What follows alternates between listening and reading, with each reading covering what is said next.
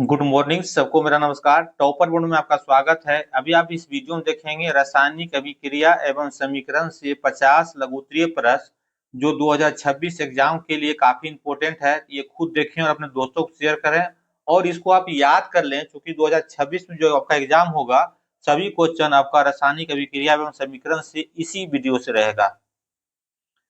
तो पहला क्वेश्चन है, रासायनिक अभिक्रिया क्या है? जब एक या अधिक पदार्थ आपस में क्रिया करके नए पदार्थ बनाते हैं तो उसे रासायनिक अभिक्रिया कहते हैं। दूसरा क्वेश्चन कहता है, रासायनिक समीकरण क्या कहलाता है? किसी रासायनिक अभिक्रिया को प्रतीकों और सूत्रों के रूप में लिखना रासायनिक समीकरण कहलाता है। नंबर तीसरा, समीकरण को संतुलित क्यों किया जाता है? द्रव्यमान संरक्षण के सिद्धांत को बनाए रखने के लिए समीकरण को संतुलित किया जाता है। नंबर चार, द्रव्यमान संरक्षण का सिद्धांत किसने दिया? तो लेवोजियर ने द्रव्यमान संरक्षण का सिद्धांत दिया। नंबर पांच, द्रव्यमान संरक्षण का सिद्धांत क्या कहलाता है? रासायनिक अभिक्रिया में पदार्थ ना तो बन सकता है और ना तो नष्ट हो सकता है, केवल रूप बदलता है। इसे क्या कहते हैं? द्रव्यमान संरक्षण का सिद्धांत। नंबर 6, जब मैग्नीशियम रिबन जलता है तो क्या बनता है? मैग्नीशियम रिबन जलने पे मैग्नीशियम ऑक्साइड MgO बनता है। समीकरण क्या होता है हमारा? Mg प्लस ऑक्सीजन के प्रजेश में चलता है तो यहाँ से 2MgO बनता है। क्या बनता है? 2MgO। नंबर 7, निम्नलिखित में कौन सी एक विस्थापन अभिक्रिया है? तो जिंक, यहाँ समझिए Zn प्लस CuSO4, ये प्रोडक्ट बनेगा हमारा ZnSO4 प्लस कॉपर Cu, यही बनेगा। नंबर 8, संयोजन अभिक्रिया का उदाहरण दीजिए। यहाँ से H2 प्लस Cl2 क्या हो जाएगा? 2HCl हो जाएगा। यहाँ समझिए H2 प्लस Cl2, ये प्रोडक्ट बनेगा HCl। क्या बनेगा? HCl बनेगा। यहाँ दो हाइड्रोजन और दो क्लोरीन है तो यहाँ से दो हो जाएगा, बैलेंस करने के लिए, संतुलित करने के लिए। नंबर 9, अपघटन अभिक्रिया क्या है? जब एक यौगिक टूटकर दो या दो से अधिक पदार्थ बनता है तो उसे अपघटन अभिक्रिया कहते हैं। नंबर 10, तापीय अपघटन का उदाहरण दीजिए। 2PbNO3 का ट्वाइस, ये प्रोडक्ट बन जाएगा हमारा 2PbO plus 4Na2 plus O2, ये हमारा प्रोडक्ट बनेगा। नंबर 11, विद्युत अपघटन क्या है? विद्युत धारा द्वारा किसी यौगिक का विघटन होना विद्युत अपघटन कहलाता है। नंबर 12, फोटोलाइटिक अपघटन क्या है? जब प्रकाश की उपस्थिति में कोई यौगिक टूटता है तो उसे फोटोलाइटिक अपघटन कहते हैं। जैसे क्या हो जाएगा हमारा? 2AgCl, यहाँ से बनेगा हमारा 2Ag प्लस Cl2, ये प्रकाश के प्रेजेंस में बनेगा। नंबर 13, द्विविस्थापन अभिक्रिया क्या होती है? जब दो यौगिक के आयन आपस में अदल बदल करते हैं तो उसे जो है द्विविस्थापन अभिक्रिया कहते हैं। नंबर 14, न्यूट्रलाइजेशन अभिक्रिया क्या है? जब अम्ल और क्षार की अभिक्रिया से नमक और जल बनते हैं तो उसे उदासीनीकरण अभिक्रिया कहते हैं। यहाँ से क्या हो जाएगा हमारा? HCl प्लस NaOH, ये बनेगा हमारा NaCl प्लस H2। नंबर 15, ऑक्सीकरण अभिक्रिया क्या है? जिसमें ऑक्सीजन का संयोजन हाइड्रोजन का ह्रास होता है उसे ऑक्सीकरण अभिक्रिया कहते हैं। इस तरह का वीडियो आप याद कर लें, क्योंकि आपका 2026 में एग्जाम होने वाला है। आपका इसी टॉपिक से आपका जितना क्वेश्चन पूछा जाएगा इस वीडियो से रहेगा। नंबर 16, अपचयन अभिक्रिया क्या है? जिसमें ऑक्सीजन का ह्रास या हाइड्रोजन का संयोजन होता है उसे अपचयन अभिक्रिया कहते हैं। नंबर 17, रेडॉक्स अभिक्रिया क्या होती है? जिसमें एक पदार्थ का ऑक्सीकरण और दूसरे का अपचयन होता है उसे रेडॉक्स अभिक्रिया कहते हैं। नंबर 18, FeCuSO4, यहाँ से प्रोडक्ट बनेगा FeSO4 प्लस Cu, अभिक्रिया में कौन सा ऑक्सीकरण करता है? यहाँ से Fe का ऑक्सीकरण होता है। नंबर 19, रासायनिक अभिक्रिया के संकेत क्या होते हैं? रासायनिक अभिक्रिया के संकेत गैस का उत्सर्जन होता है और दूसरा होता है आपका अवक्षेप का बनना, तीसरा रंग परिवर्तन, चौथा ताप परिवर्तन। नंबर 20, अवक्षेप क्या है? ठोस पदार्थ जो तरल में अस्थिर रूप में बनता है उसे अवक्षेप कहते हैं। नंबर 21, जब चूने के जल में CO2 प्रवाहित करते हैं तो क्या होता है? इसमें CaOH का ट्वाइस प्लस CO2 अब CaCO3 प्लस H2O होता है। इसे दूधिया अपक्षेप कहते हैं। नंबर 22, जंग लगना किस प्रकार की अभिक्रिया है? यह ऑक्सीकरण अभिक्रिया है। नंबर 23, लोहे पे जंग क्यों लगती है? नमी और ऑक्सीजन की उपस्थिति में लोहे पे जंग लगती है। नंबर 24, FeO3 और XH2O क्या है? यहाँ समझिए, यह जंग का एक रासायनिक सूत्र है।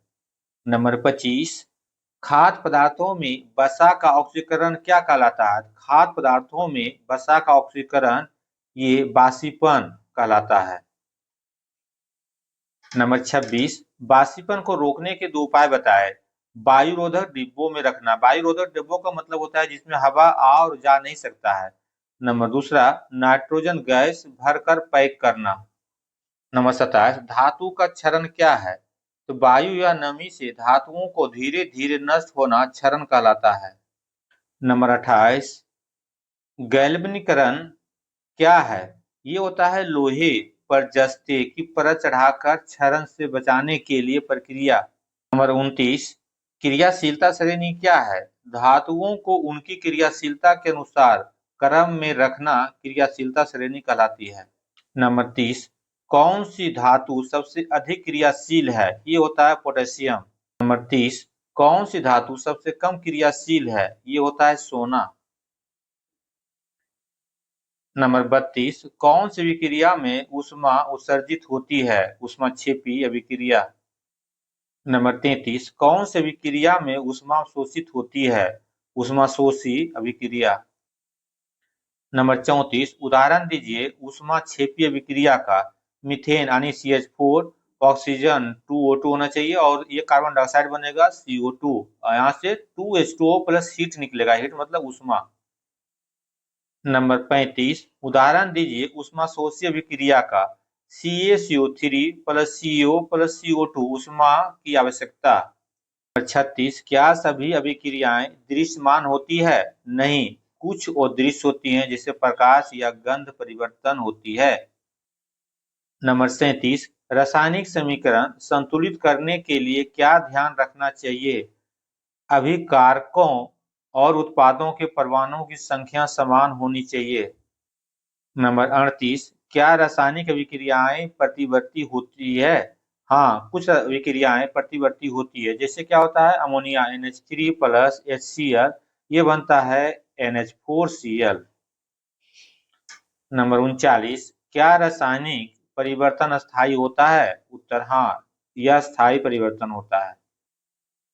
नंबर 40, भौतिक और रासायनिक परिवर्तन में क्या अंतर है? भौतिक परिवर्तन में नया पदार्थ नहीं बनता, रासायनिक परिवर्तन में नया पदार्थ बनता है। नंबर 41, लोहे पे जंग लगने से उसका क्या नुकसान होता है? वह कमजोर और नष्ट हो से जाता है। नंबर 42, नींबू के रस और बेकिंग सोडा की अभिक्रिया से क्या निकलता है? ये निकलता है CO2 गैस। नंबर 43, जब AgNO3 और NaCl मिलाए जाते हैं तो क्या बनता है? ये बनता है आपका AgCl अवक्षेप और NaNO3। नंबर 44, रासायनिक समीकरण में G, L, S और AQ का क्या अर्थ है? G मतलब होता है गैस, उसके बाद L मतलब लिक्विड यानी द्रव हो जाएगा, S मतलब सॉलिड हो जाएगा, AQ हो जाएगा जलीय विलयन। नंबर 45, समीकरण में तीर किसे दर्शाता है? समीकरण में तीर जो है यह विक्रिया की दिशा को दर्शाता है। नंबर 46, प्रश्न CuH2SO4 डाइल्यूट ये क्या प्रोडक्ट बनाएगा? कोई विक्रिया नहीं होगी क्योंकि ये जो है कॉपर और हाइड्रोजन से कम क्रियाशील है। नंबर 47, Cu प्लस 2AgNO3 ये क्या बनता है? कॉपर CuNa3 का ट्वाइस प्लस 2Ag। नंबर 48, क्या जंग लगने को रोका जा सकता है? हाँ, लाल तेल या जस्ते की परत चढ़ाकर। 48 क्या जंग लगने को रोका जा सकता है? हाँ, रोका जा सकता है, ये रंग, तेल या जस्ते की परत चढ़ाकर। नंबर 49 जंग लगने के लिए किन दो चीजों की आवश्यकता होती है? जंग लगने के लिए मेन रूप से दो चीजों की आवश्यकता होती है, एक नमी, दूसरा ऑक्सीजन। नंबर 50 रासायनिक अभिक्रिया का हमारे जीवन में क्या महत्व है? रासायनिक अभिक्रिया का हमारे जीवन में भोजन पकाना, धातुओं का निर्माण, औषधि बनाना, ऊर्जा उत्पन्न आदि सब जो है रासायनिक अभिक्रियाओं से संभव है। फिर मिलेंगे अगले वीडियो में एक नए टॉपिक को लेकर के, जो भी 2026 में एग्जाम देने वाले हैं, इसको आप याद कर लें।